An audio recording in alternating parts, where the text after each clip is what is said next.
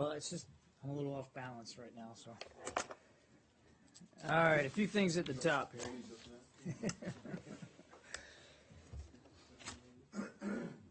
I take that as a compliment. I'm assuming that, or at least I'm hoping that many of you saw the Secretary's statement, which we just put out a little bit ago, but I am going to reiterate some of the top lines here at the outset. The U.S. government judges North Korea to have conducted a nuclear test yesterday. We're still evaluating the North's claims about this test, but our initial analysis is not consistent with North Korea's claim that this was a hydrogen bomb.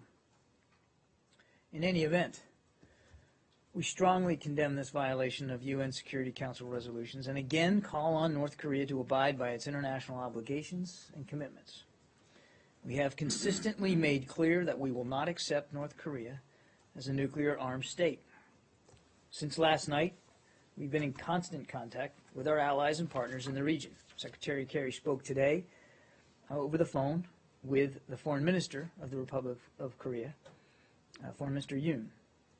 The Secretary reiterated to the Foreign Minister our steadfast commitment to the security of the Republic of Korea and the Peninsula, and emphasized the importance of a unified international response to the North's provocative actions. He cited the need for continued close bilateral coordination with the United States and, of course, trilateral coordination with Japan. The Secretary is scheduled to speak with his Japanese counterpart this evening, and a call to his Chinese counterpart is in the process of being scheduled. And I think you may have also seen the Department of Defense read out a phone call that the Secretary of Defense, Ash Carter, had with his South Korean counterpart as well. Deputy Secretary Blinken will be heading out to the region next week, and we'll discuss this development and other issues with our partners in the region. This morning, as you know, the UN Security Council met in an emergency session requested by the United States and Japan regarding the North's claimed test. The international community must impose real consequences for the regime's destabilizing actions and respond with enhanced pressure. The Security Council has a key role to play in holding North Korea accountable by imposing a tough, comprehensive, and credible package of new sanctions, and by ensuring rigorous enforcement of the resolutions it has already adopted. And I might note that there's been some 4, I believe, resolutions since 2006 to deal with this particular issue. Today's Security Council meeting marks the first important step in that process. We're going to continue to protect and defend our allies in the region, our interests in the region, including, of course, the Republic of Korea and Japan, and we will respond appropriately to any and all North Korean provocations. On the tensions in the Middle East, the Secretary continues to engage with a variety of leaders both in the region and elsewhere to urge calm and to keep the focus on resolving the pressing crises in Syria, Yemen, Iraq, and elsewhere. Over the past day or so, he has spoken with the foreign ministers of Bahrain, Egypt, Jordan, Kuwait, Qatar, and the United Arab Emirates, and will continue these conversations and others as needed. Again, at this time, we are focused on continuing to work collaboratively to find solutions to the crises in the region. And we believe that direct engagement and conversations remain important to that end. We certainly don't expect all of this to be resolved overnight, but what we do expect is that responsible leaders in the region will stay focused, as we are, on engaging and continuing to participate in a constructive way to resolve the various challenges in the region. Finally, on Haiti, you may have seen our media note, but I do want to make note that Ambassador Tom Shannon is traveling to Haiti today. He is accompanied by Haiti Special Coordinator and Deputy Assistant Secretary Kenneth Merton. The visit takes place in the context of ongoing efforts in Haiti to complete the electoral process. The elections will allow a new government and parliament to address the other challenges Haiti faces in achieving economic growth and sustainable development. The ambassador will discuss the importance of Haiti as a long-standing partner of the United States and will reaffirm the broad-based nature of the bilateral relationship and U.S. support for Haiti's social, economic, and political development. With that, Matt. I've got a couple very brief ones on North Korea, and then I'll defer to someone else. One, was the Blinken trip scheduled before yesterday? Yes, this So he trip. was going out there anyway. This trip was previously planned, yes, but obviously in light of recent events, he will be discussing that. All right. Two, you said the China call was being scheduled. Do you know, like, is it hopefully today? Or? I don't know. I know that both sides are trying to work out convenient times. Okay. You know, with the time zone difference, it could be difficult. I just don't have any more detail All for right. you. You said that the preliminary assessment, and the White House said this as well, is not consistent with a hydrogen bomb test that North Korea claims it carried out. What is it consistent with? Well, we know it was a nuclear test. I would say our analysis is ongoing. I don't have additional detail right now, but the U.S. government position is that it was a nuclear test. We're still working our way through the metrics here, so I'm really not at liberty to offer more definitive analysis than that. I mean, But nothing we've seen so far, and I'd say, as I said in my opening statements, initial analysis, the analysis is still going on. Nothing we've seen so far backs up the claim right. that this was a hydrogen But bomb. when you say, I realize you can't get into detail because it's all preliminary, but I mean, would you say that it's consistent with previous tests that they've carried out, which they have not claimed to have been hydrogen bomb?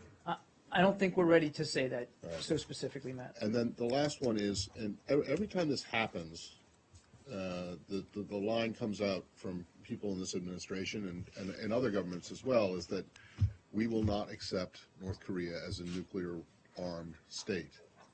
And yet it is. You also say this about other things, too. You say you will never accept Crimea as a part of Russia, and yet it is.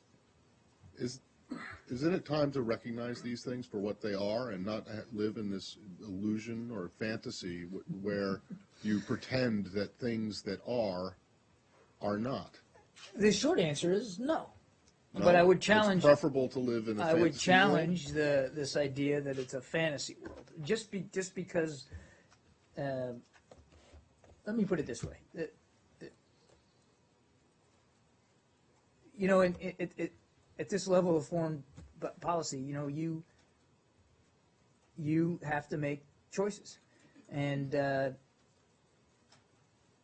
you don't have to accept everything. You have to accept reality. Even at face value. No, we are not going to accept North Korea as a nuclear armed state, and we're not going to recognize that. We are, however, going to deal with the fact their that they efforts, are a nuclear their efforts armed at state. developing that program. Okay, just so you understand my confusion. I think it's illogical to say that you're not going to recognize them as a nuclear armed state when in fact they are, and you are operating in a way to make them not a nuclear There's a armed difference state, between something that you say you don't recognize. There is a difference between dealing with what we know they're developing and what we know they're doing, and officially accepting or recognizing it. Okay. There's a big difference there, and you understand that better than most, Matt, about the difference Well, there. I just think go ahead. Can I follow up on this one? The White House said it was not surprised by this attack. I mean, by this test. What signs have there been over the last months or weeks that the U.S. was not surprised at it, or was it the scale of it that might have taken you aback? Well, and that gets into intelligence issues, and I think you can understand, particularly in the case of North Korea, why we're going to be reticent to talk about intelligence matters and capabilities. I won't go any further than what my colleagues at the White House have gone in terms of level of knowledge. But look, it is without getting into the specifics of this test and what we knew when we knew it. To Matt's point, however sharply made, that this is not this kind of activity is not new for the regime, nor is their pursuit of this kind of capability. It's something that we watch as best we can and monitor as best we can. Now, look, it's also imperfect because this is an incredibly opaque regime. about which we don't have perfect knowledge. And intelligence is never a perfect science to begin with. It's particularly challenging in a place like, or with a regime like that of Kim Jong Un and his father. So it's not perfect. But again, I won't go into. It wouldn't be prudent for me to go into. I guess the you know, thing the that raises specifics. question was that the U.S. had made some flights over North Korea last night to see how big this was, to see the scale of this thing. So that kind of tells that this might have taken you by surprise as far as the scale of it, even though the UN saying this is not as big as previous. I don't want to talk about specific military matters and that, but aside from that, that you may want to derive more information so that you can improve your analysis of an event doesn't mean that you were taken aback by the event itself or surprised by the event. It's part of the analysis process, and I'm not confirming in any way by that statement overflights of any kind. That's not for me to do from this podium. I'm just saying that it is not uncommon for us in situations like this, and as you know, in the past we've done exactly the same thing, to try to derive as much of the metrics as you can and do as much of the analysis as you can, so you can have a better understanding of it. That in and of itself says nothing about whether you had advance notice or how much with how much detail. So can I just have a follow-up, and then you can, on sanctions, the U.S. has never sanctioned the North Korea's leadership, as far as I can see from my research. But how far would you think that sanctions should go now, given the latest test? That's part of the discussions that need to occur at the UN. That's why we asked for the meeting with Japan today, and that's why the Secretary is going to stay engaged with his counterparts on this. I mean, those are exactly the kinds of questions I think you can expect that world leaders are asking themselves. I don't want to get ahead of decisions that haven't been made. How far does the U.S. believe it should go, and how far would you think? Are you pushing for other countries to take this up? I won't get into specifics. We are still working our way through what the appropriate response would be, and I wouldn't want to telegraph that now before those kinds of decisions are made. Clearly, this is going to be an international decision. This isn't just not just about one nation here. The UN has tools at its disposal, as I've said, some four UNSCR resolutions since 2006. And we, as I said in my opening statement, we want to see the international community united in an appropriate response here, but exactly what that's going to look like, I don't think anybody knows right now. To your second point about what we're doing, as I said again in my opening statement, in his calls to counterparts, and I suspect he will continue to make this point in other calls that he has about this, the Secretary will be making that exact point, that the international community does need to be united in a response to this, and that it does need to be robust and to deal with this most recent test. Can I just follow up on that? So you're saying that's true, that the U.S. has never sanctioned North Korean leaders, is that right? No, I didn't say that. I've not seen the Leslie data said it, to. and then you were like, yeah. No, I was trying to answer Okay. what was the actual question, which was about what we're going to do. I don't have the history of So they have. of U.S. sanctions. Justin, I'll have to All right. get back to you on. I don't have the I don't have the list. And then what we were getting at about whether or not you knew something about this ahead of time, Josh Earnest said the timing wasn't surprising. What we're trying to understand is, did you know that they were gearing up for a test, or are you just generally not surprised that they're testing nuclear weapons? Again, I want to be careful here that I don't get into specific intelligence matters. But you know very well that this activity by them is something that we monitor as best we can. It's not perfect, but we do the best we can because they do have a history here of these sorts of tests, not just underground, but in a missile form as well. Excuse me. And it's something that we do the best we can to try to flesh out our knowledge and our ability to get ahead of it. Sometimes, as you well know, particularly in some of the missile tests that they do, they actually issue a warning, so you have some advance that something's coming. So it's in some instances it's a lot more difficult to discern what they're going to do than it is in others. But I don't want to get into specifics of our intelligence capabilities or what we were able to glean here. So I don't think I could go in any more detail. Can you point to anything you might have done that would indicate you knew something was happening, like reaching out to allies or pre-positioning of assets in the region? Oh.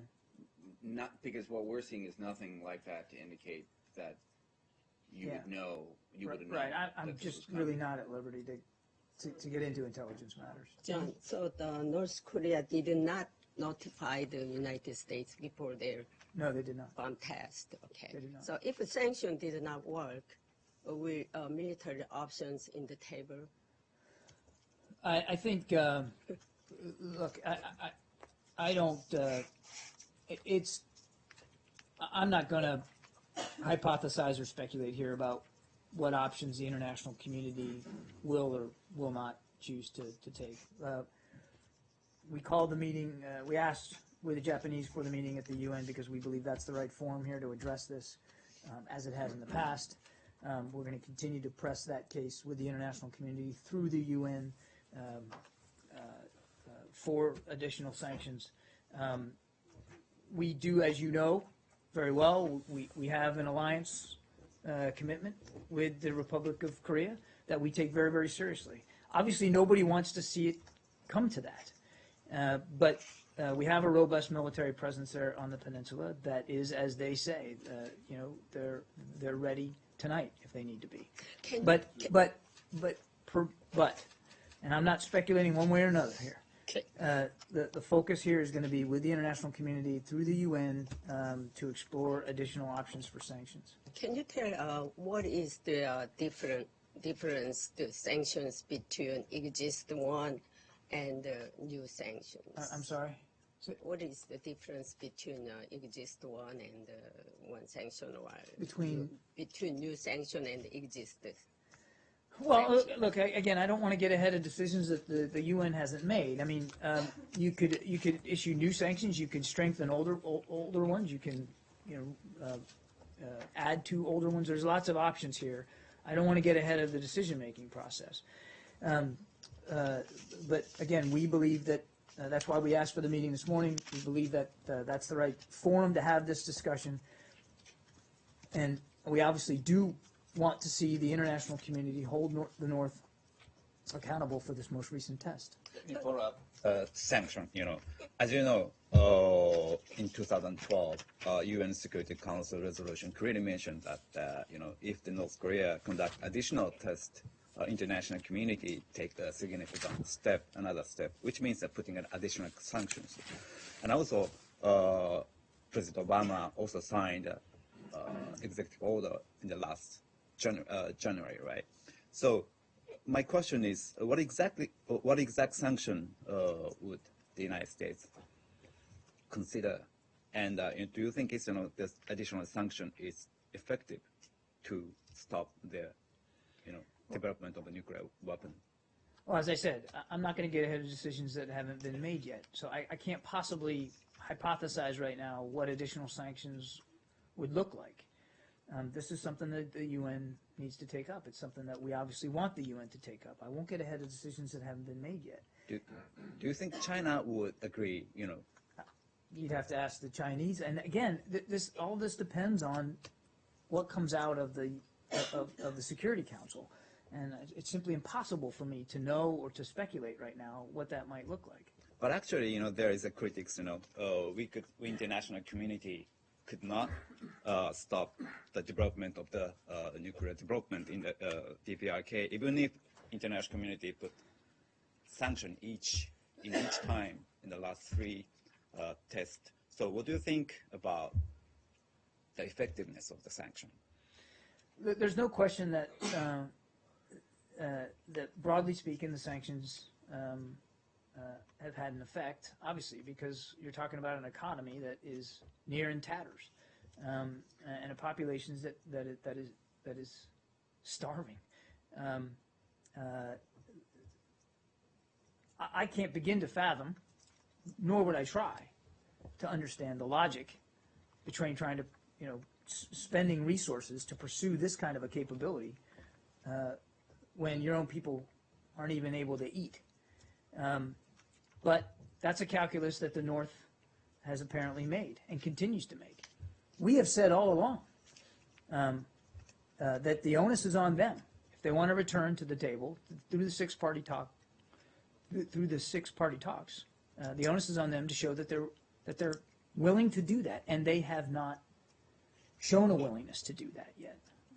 But the international community is still willing to go down that road. Obviously, they aren't.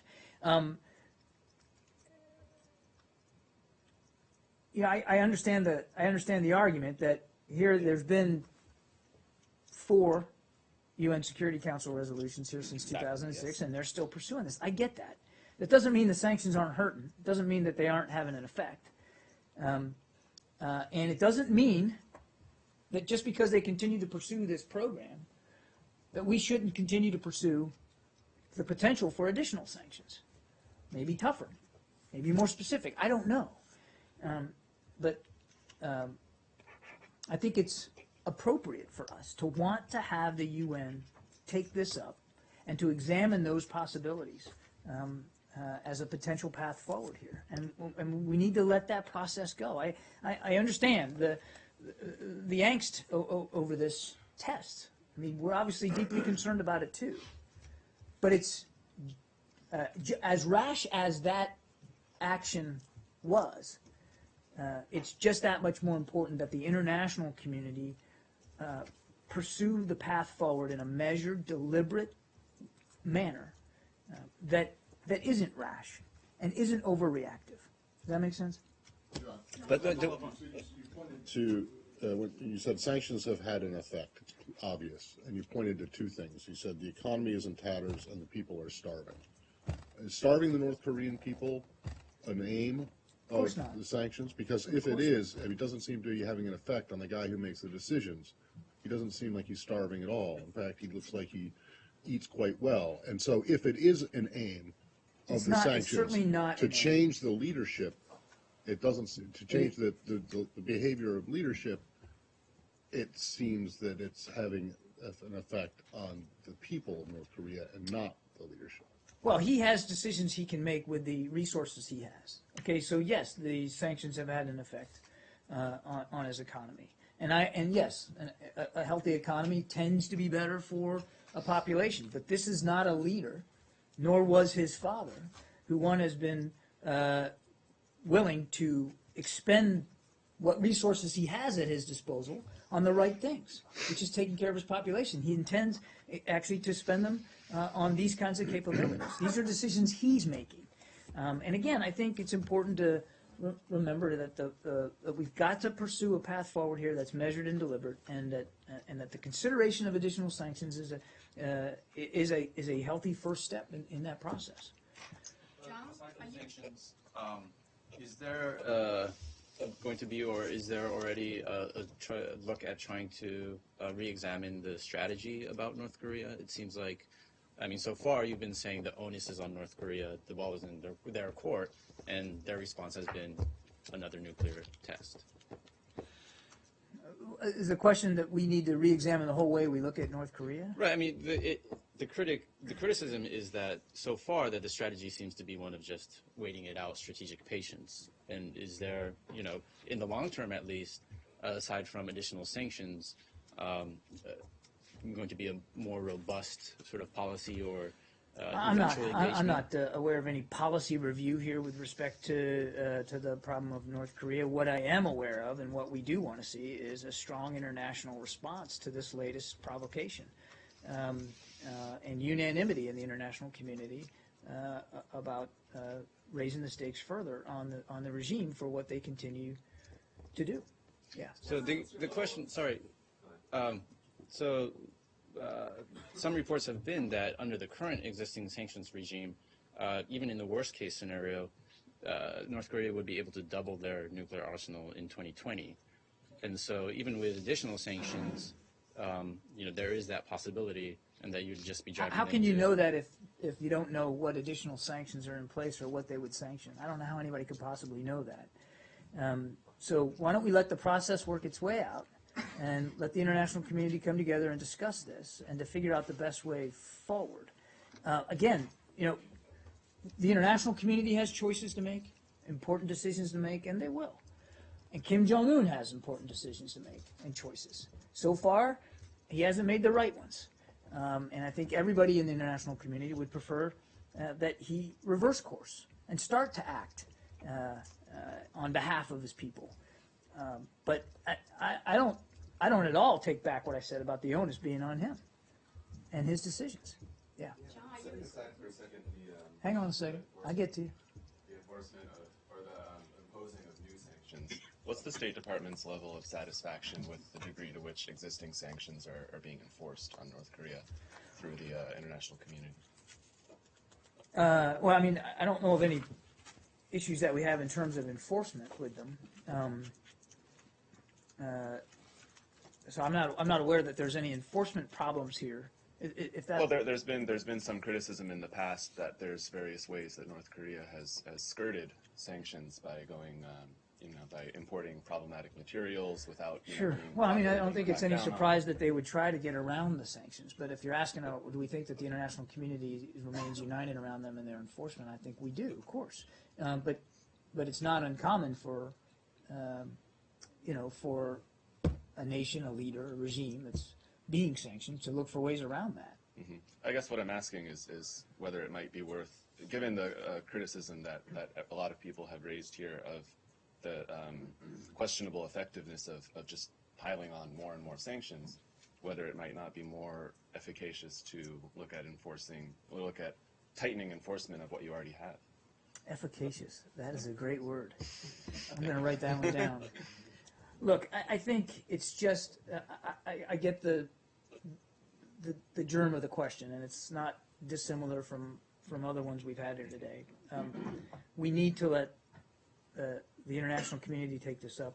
We need the UN Security Council to take this up and make decisions. I'm not predicting additional sanctions. I'm not predicting whether they'll happen or what there will be. I know, but we do want the UN to consider that as an option. And then, And we want a very strong, unified international response to this latest provocation. But let's not put the cart before the horse here. This just happened last night, and we're in consultation with our allies and partners. We're in consultation with the UN. And we need to, as rash as that was, we need not to be rash now. And there needs to be a thoughtful approach here to the way forward, to find a way to continue to ratchet up the pressure on them in the hopes of changing the behavior. I understand. We all understand how hard that is. We all understand that thus far, not much has been able to impact this particular young man's decision-making process. But that doesn't mean you don't keep trying, and it doesn't mean that you don't look at the tools at your disposal, not just unilaterally, but multilaterally, and that's what we want to do. are you, last one on this, are you hopeful, given that China responded to this incident with such a swift condemnation, that you'll see a bit more of a aggressive stance from them and Well, we certainly pressuring. welcomed their response. I think that it was encouraging, and obviously would look to and hope for China's leadership going forward with respect to holding the North accountable. And China has a key role to play here because they have influence, or they have, I mean, in some ways they have unique influence. Again, you could argue about how effective it is with this particular leader, but as a regional leader and a regional power, we would look and hope for China's continued influence in a positive way. Let me follow up one more. Probably it seems like we are discussing the same way over the last 5 to 10 years. So let me ask a simple question. Does the United States consider this North Korean nuclear issue is a national security matter? The reason why I ask this one is the temperature is quite different between East Coast in the United States and Asia. And also, as he mentioned earlier, there is a study, for example, from Johns Hopkins University size, they have a 3 scenario, low end scenario. North Korea would develop at least 20, I mean the double nuclear weapon by 2020. That's the scenario. Even if the North Korea would not conduct a nuclear test, and if it's in a high level or high end scenario, they would possess 100 nuclear weapon. So it seems like quite serious, but I don't know why, but we are discussing the same way. So just simple question, does the United States consider this issue is a national security matter? Do we consider the North's continued pursuit of the nuclear weapon capability a national security matter? Absolutely we do. No question about it. Yeah. Yes, John, are you excluding any unilateral sanction from the United States? I'm not in a keep saying position it's right now international. to exclude or rule anything in or out. As I said, we're taking this up with the international community. We believe the UN Security Council is the right forum for that. But I'm not going to get ahead of decisions that the U.S. government itself hasn't made yet. So it's not inconceivable that maybe a terrorist sanction can come up. I'm not going to speculate one way or another about decisions that haven't been made yet. We're obviously taking this very seriously, and I can assure you that the entire national security team is discussing what might be the best and most appropriate path forward. But we do want, in general, as I've said, we want the international community to also unify and be resolved to treat this appropriately. No, hold on a second. I don't understand how you can say that you're not going to predict or call for sanctions, and while at the same time you said in your opening that the world must impose real consequences and respond with enhanced pressure. What does impose real consequences It could and very respond well with include, enhanced pressure it could very mean? well include sanctions. I'm just trying to say, Matt, that I'm not in a position now, less than 24 hours after this test, to tell you definitively that yes, there will be sanctions, and here's what they're going to look like, and here's what's going to be sanctioned, or who's going to be sanctioned, and for how much. But I think clearly sanctions are a tool. It's a tool that the UN's used in the past. I think it's safe to assume that it's a tool that will be considered here with response to this test. I just don't want, from the State Department's podium, to be so definitive about exactly what the next steps are going to be and what it's going to look like. Why? the US Because if wouldn't- you are and you don't get them, you risk. I risk being- tough questions from you in the But front the US row, would support reading back my transcripts to me. But the US would support tougher sanctions. I think as I said at the outset, what the U.S. would support are tough additional international measures to hold the North accountable for this test. And then, no, just one more on this one. The other issue of this is, are the discussions between the Secretary and counterparts, include this long-standing issue of providing a longer-range missile based in South Korea, so bulking up on a defense mechanism that would protect the peninsula and other countries. I don't have anything on that today. You don't have that? I don't have anything to say with respect to that. Yeah. Can we move on? Just one more North Korea. Who are you with? I work for The Guardian. The Guardian? Yeah. All right. My name's David Smith. Can I ask at least one senator today? You can ask whatever you want. Thank you. This is America. At least one senator today has linked the situation to Iran and said what we're seeing here now is a warning about what might happen in Iran. For example, the Clinton administration lifted sanctions on North Korea. Lots of money poured in. They've spent that money on building nuclear weapons. Do you accept that argument? Or do you see a relationship between these two issues? No, I think they're entirely, and we've talked about this before, they're entirely two different issues altogether. I mean, we could go through chapter and verse the differences here, but no, we don't foresee that as an issue. We consider the Iran deal as a completely separate issue, handled in a completely different manner than was the agreed framework with North Korea. Exactly, John. You handled that in a completely different manner, and it was successful. Why not? Why not What handle was this? successful? Well, you achieved an Iran nuclear deal because you handled it in a completely different manner. Why not have direct talks with North Korea? Look, Well, we, achieved a deal in '94 as well.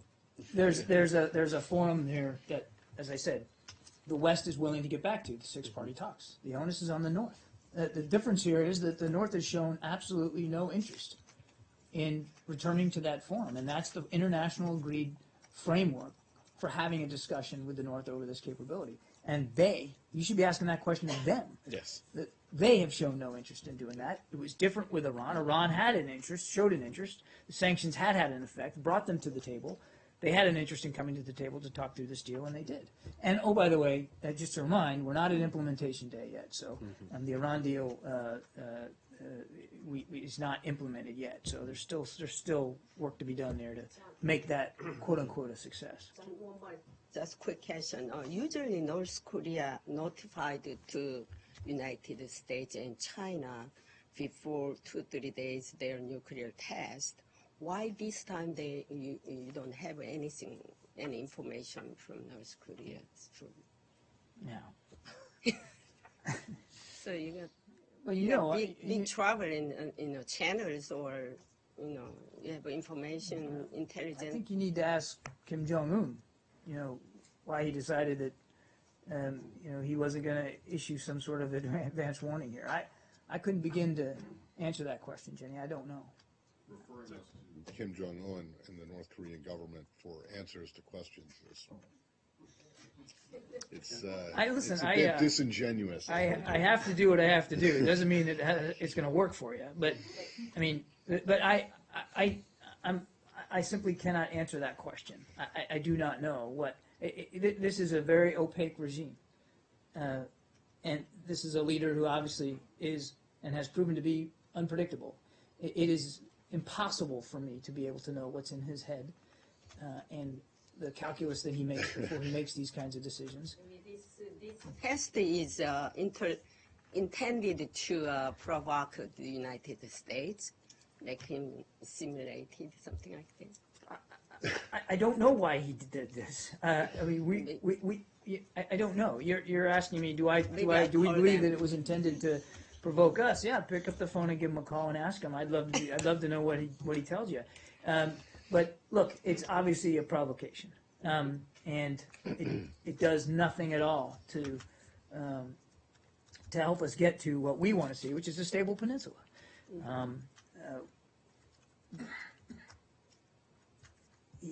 Just like the international community has choices to make, he has choices to make. He keeps choosing the wrong things. Because this is not the act, not the decision of a leader who is putting his people and his own country's safety and security as his first priority. But because I'm concerned about the security threatening United States, if this kind of happen again, what are you going to do? Like they sneaky and you could test again and again, something like that? What are we going to do? How are you going to respond to this? Well, we've been talking about that for the last 30 minutes. I mean, we're working with our international partners in the region and around the world, and through the UN, to hold him accountable and his regime accountable for this recent test. But I can't get ahead of decisions that haven't been made, Jenny. I wouldn't do that. But Kim Jong-un doesn't want to, he doesn't like, he just don't care about sanctions. How many sanctions you did? 2006, 2009, 2013, like now 2016. It's fool's test. You always have sanctions, but he doesn't care. That's where you have a big problem. Well, 2006, 2009, and 2 in 2013. Yes. Look, again, I don't want to get ahead of decisions that haven't been made. Sanctions are certainly on the table. I would fully expect that the Security Council will consider those. I don't know what it's going to look like. I don't know what the final vote would be, and I wouldn't get ahead of that. But the Secretary's message in his conversations with his counterparts thus far, and the ones that I know he's going to have here today and in the next day or so, it's going to be the same, that the international community needs to unify here and hold that regime accountable for this latest test and for their continued provocations. There's lots of ways forms that can take. Sanctions are one form of that. I just won't, I can't speculate about whether that's going to be the venue and what it's going to look like. But I can assure you that everybody here at the State Department, particularly Secretary Kerry, takes this test very, very seriously, and we're going to continue to work through international bodies, through our allies and partners, to do what we can to make sure that the response is appropriate and an appropriately strong response. But beyond that, what it's going to look like and how it's going to be implemented, I just couldn't say. How would you describe the response from this administration to this? I think what Jenny's alluding to, as well as Matt, is where's the outrage? Where's the outrage? Yeah, where is the condemning it so firmly that what Matt was saying earlier, this is, could just happen again. I'd point you to what, even in the Secretary's statement, he talked about, he used the word condemn in these texts. We have condemned this latest test, and we've used that word. Now, I could throw a bunch of adjectives in front of that if that helps, but we've been very clear about our condemnation of this particular test. We've been very clear in the past about our condemnation of this regime's continued provocative behavior in the form of nuclear tests, in the form of missile tests, in the form of maritime acts of violence. We have been very clear about, and very strong about our concerns of the North's actions. And so, your question, where's the outrage? Well, no, obviously, how would you describe your response if it was not a surprise? If it was not a surprise. I'll go back to what I said before. As rash as this act was, and as rash as his behavior and erratic as it is, augurs all the more for our response to be measured, deliberate, tough, clear, concise, and international, multilateral in scope. I mean, screaming and yelling about it isn't going to solve it. What's going to solve it is a strong, united international response. And what that's going to be, I just couldn't possibly predict. I was an altar boy when I was a kid, and I used to help this particular priest with his sermon. In the Catholic faith, you call it a homily, right? And he wasn't a great writer, but so I remember this one that he wrote, this homily that he wrote, where he thought his argument was weak. So in the margin, he actually wrote, "Argument weak, shout here." And I just don't think that shouting and screaming and pounding the fist is going to be is the right approach here. What the right approach here is a strong, tough, unified international response, and we'll get there. Or what about actually striking their nuclear facilities? Do you want to talk about the strategic or conventional risks that come along with the U.S. bombing campaign? I'm not going to... Over their nuclear facilities. I think, look, Justin, I think everybody's cognizant of the dangers of an escalation into the military realm here. Everybody understands that. We have security commitments on the peninsula. We're prepared to meet those commitments, obviously, through an alliance with South Korea. Our commitment to that alliance is unshakable, and everybody in South Korea ought to know that. But what we want to do is work through the international community on an appropriate response here that can hopefully affect the behavior of this particular leader. It is behavior that is tough to predict. It's obviously has proven behavior that is tough to modify. But that doesn't mean you immediately go to the trigger.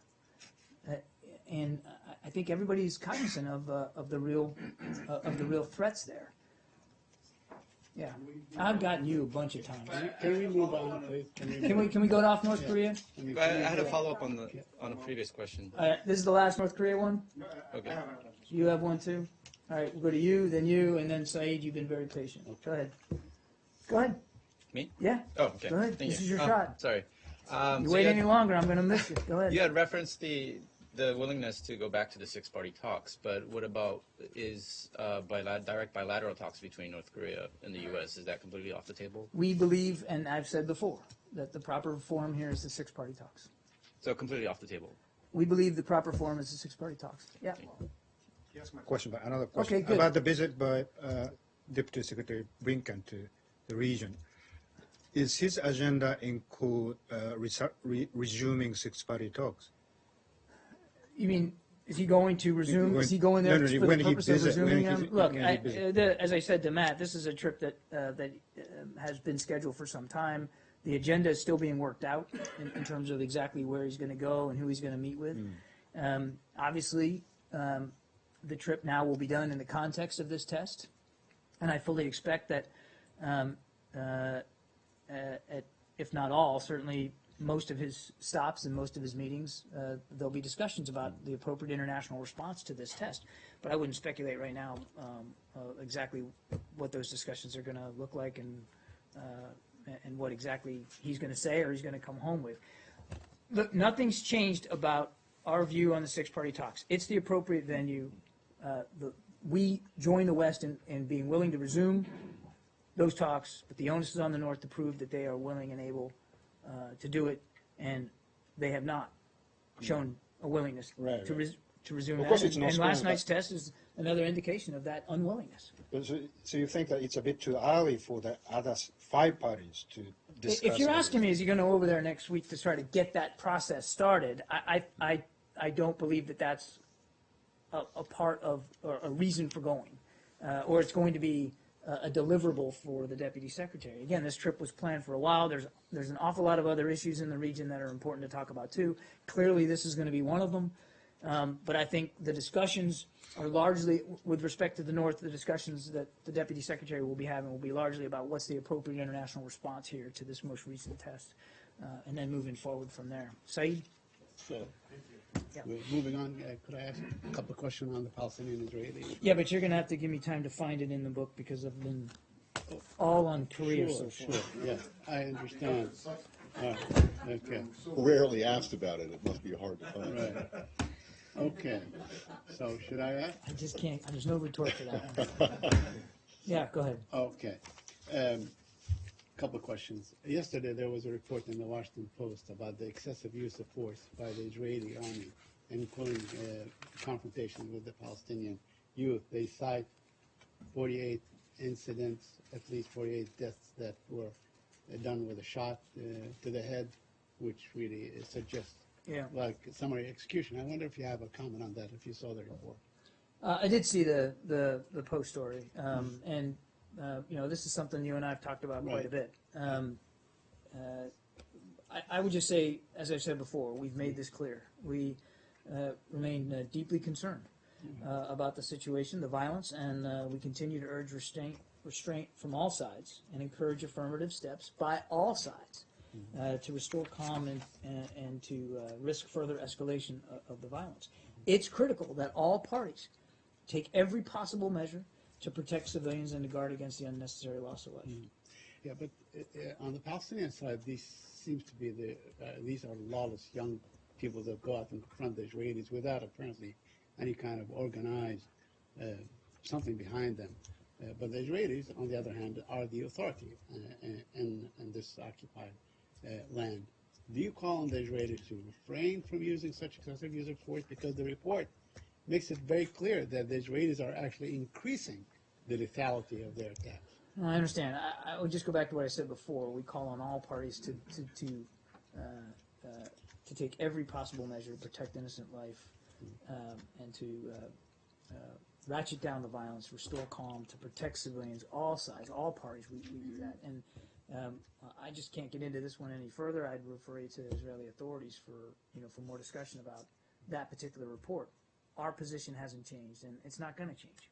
Now, there's also, during the meeting, the cabinet meeting on Sunday, the Prime Minister of Israel, Benjamin Netanyahu, apparently told his ministers to prepare for the possible or imminent collapse of the Palestinian Authority. I wonder if you have a comment on that in light of what Abbas said today, that the authority is not about to collapse, that this is basically an Israeli scheme to collapse it. And I wonder if you're doing anything to shore it up and maintain its vitality. We're aware of the comments.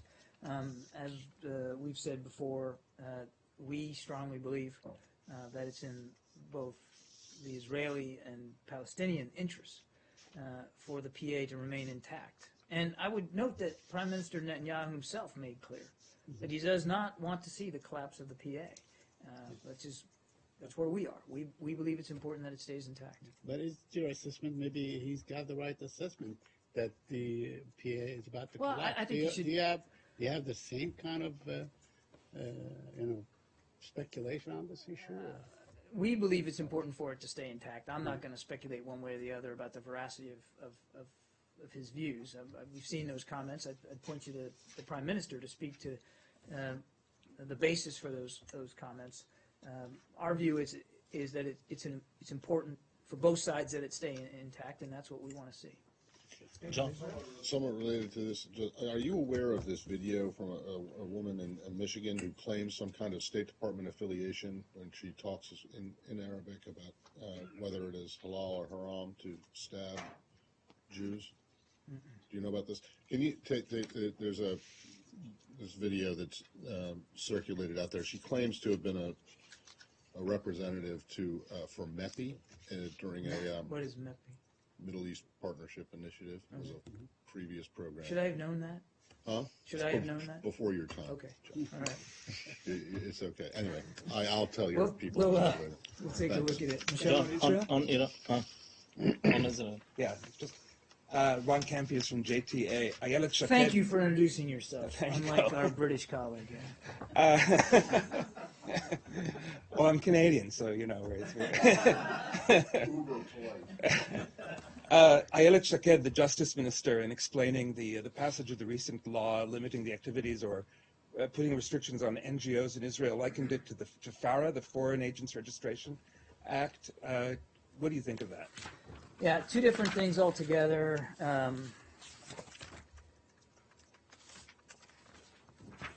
So, first, I'd refer you to the Justice Department for questions on the Foreign Agents Registration Act. But our understanding is that the proposed Israeli legislation has important differences from the FARA legislation itself. They're different.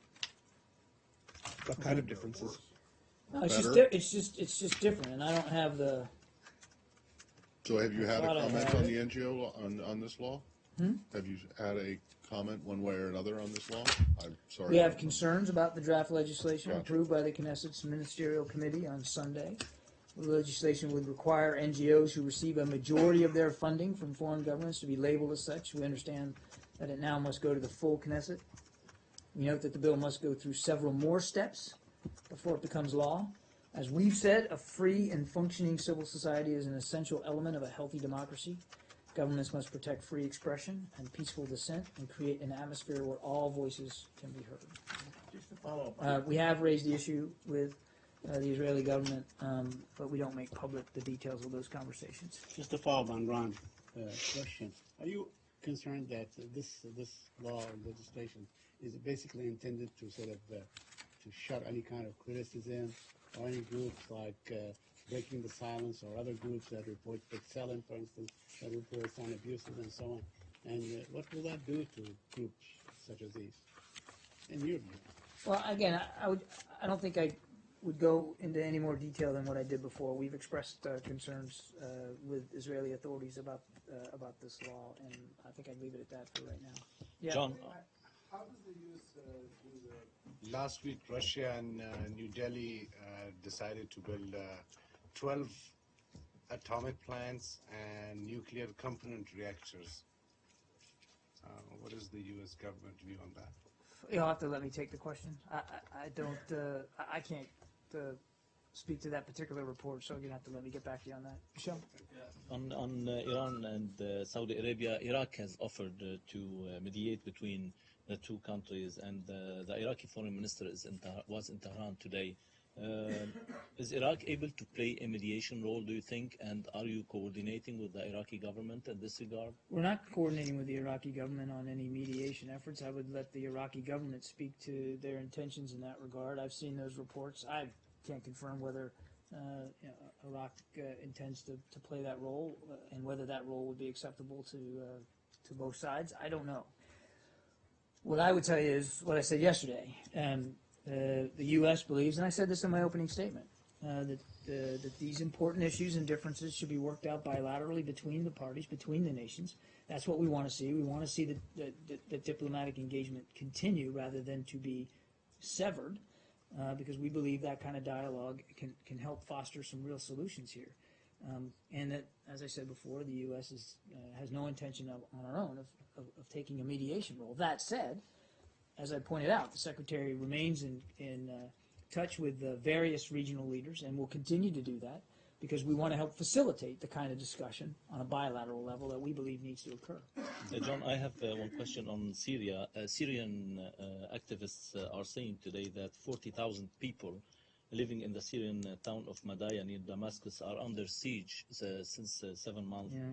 And dying from starvation. Are you aware of these reports? And We are, and it's just devastating. I think some of you may have seen there's some images out there about how this regime is using starvation as a tool, a tactic of war. It's pretty heartrending, and frankly, it's despicable. So we're aware of it.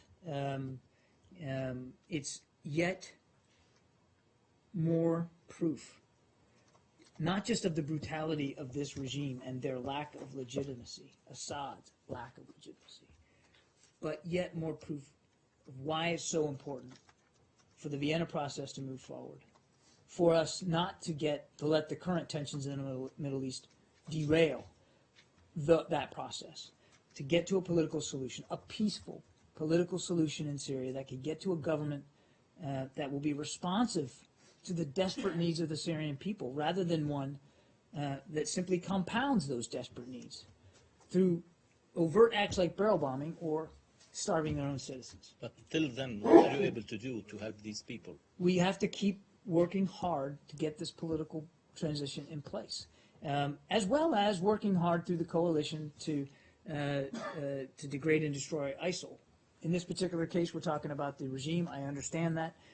All that gives us, all that what we're seeing, gives us a renewed sense of urgency to move this process forward. And it's just all the more proof that it's vital that Vienna process not be derailed by the current tensions in the region.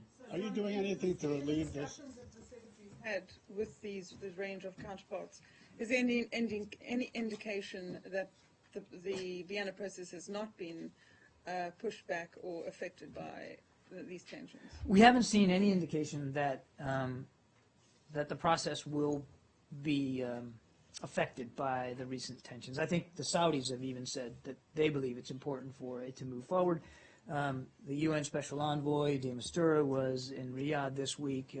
He said publicly that he thinks it's really important for the momentum to continue. So we haven't seen any indication that there's going to be an impact. Obviously, it's our expectation that there won't be, and that's what we want to see going forward. Yeah. The AP writes it has obtained an internal timeline prepared for U.S. officials, which reportedly sets Assad's departure from power sometime in March of 2017. Is that the projection? No, it's not. I'm aware of the AP story. I'm aware of the document upon which it was based. It was a preliminary pre-decisional document, a working level, staff level document that sort of laid out a potential way forward for the political process, but it's just that. It's preliminary, pre-decisional. Those kinds of papers, that kind of work is done here at the State Department all the time. You'd expect it would be. What hasn't changed is the essential key milestones or mileposts in the process that the ISSG has agreed to, which is 6 months after the beginning of negotiations with the Assad regime, which we hope and expect will be beginning at the end of this month. So 6 months after that begins, that you get to a process then of starting to draft a constitution, and then that roughly is expected, again, targeted to take about a year, and then 6 months after that to get to elections. So a lot of it depends on the math, when things start and how they go. And all these are targets. I mean, nobody can today predict with perfect certainty and specificity what month of what year all these things are going to happen. What we can say is that our hope and expectation is that that entire 18-month process will start this month, at the end of this month. Just to clarify, what is? Excuse So me. you just confirmed it. Are your arms a little tired? The straw men you put up to knock down were great. Of course, this is a pre-decisional document because you're not the ones who are making the decisions. The document is accurate, right? I mean, it's not a forgery. I'm not disputing the validity of the document, but it is a working level staff level document. Yeah, But to okay. say with certainty. Hold on. And I don't think the report said anything with certainty. It just said that this is a U.S. view of it.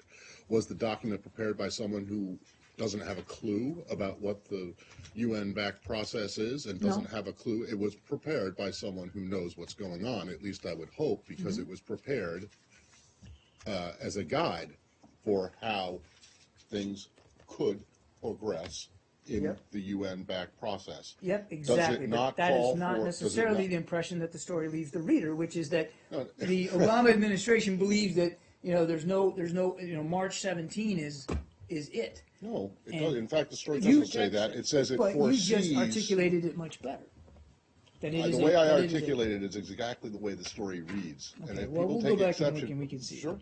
Okay. So March 2017 is the best case scenario for the U.S. Is that the projection here? It's not a projection. It's a possible outcome here. It is a working level staff document that was meant to sort of put on paper some preliminary thoughts about what, in space and time, what that process could look like.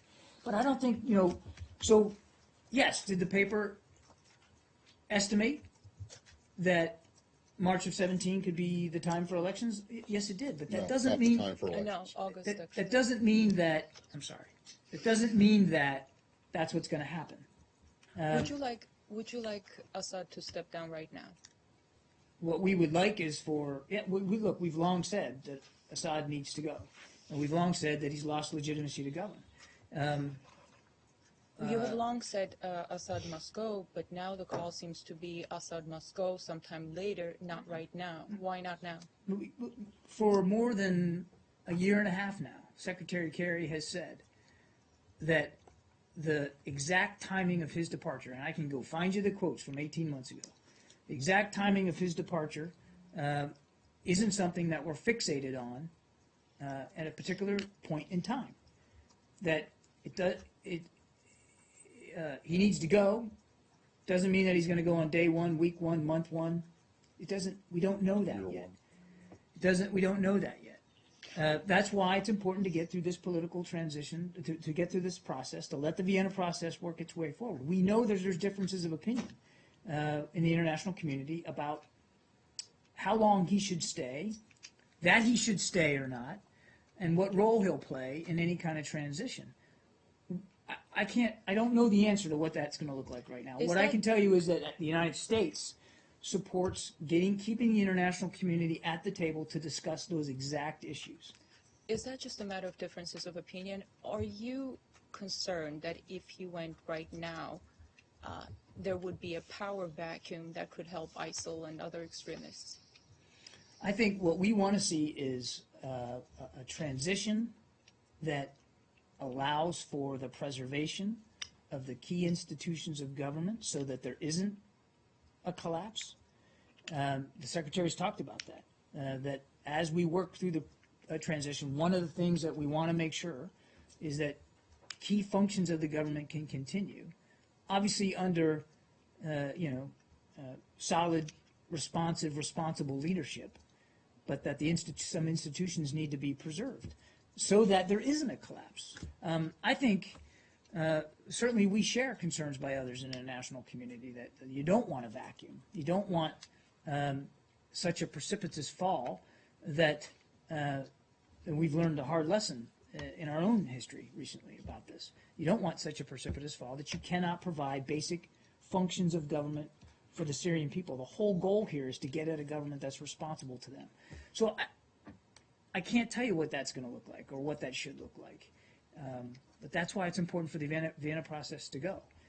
And that's why we have been, our position throughout this process here over the summer and into the fall is to continue to get all the players at the table, knowing they all have differences of opinion, to kind of hash that out.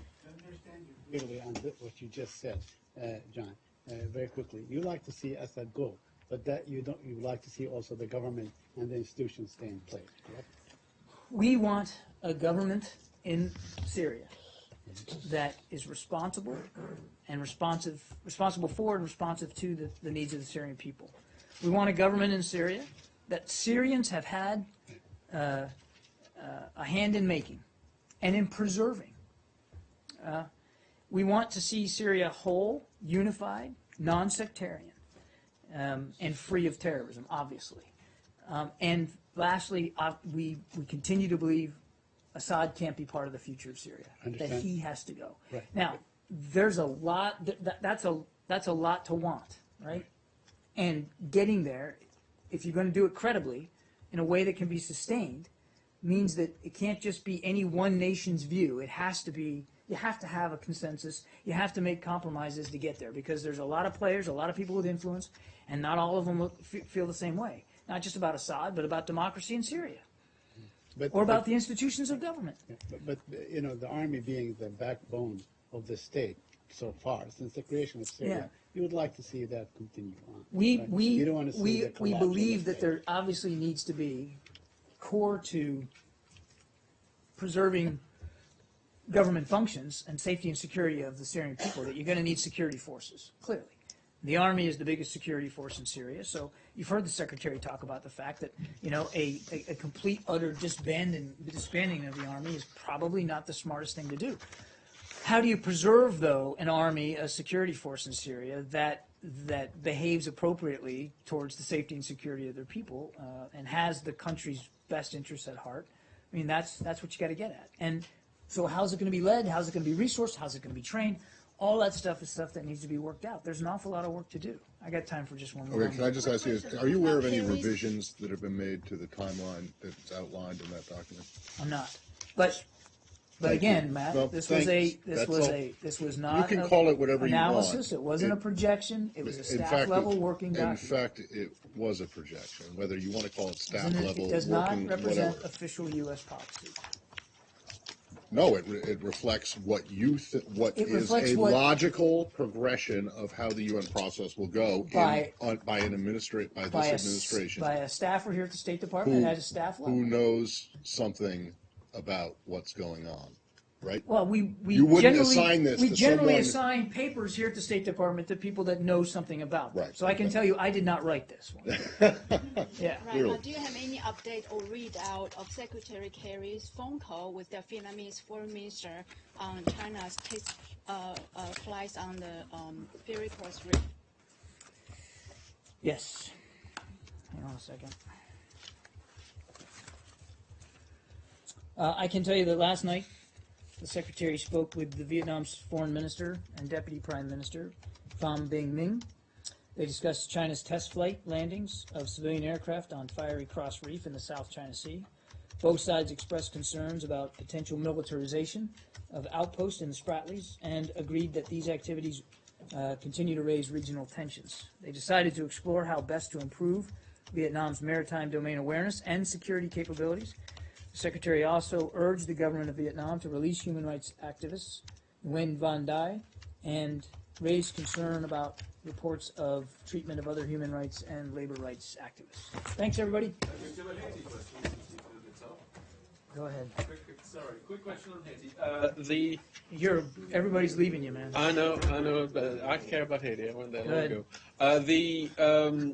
The United States obviously has been encouraging the elections to go ahead on timetable.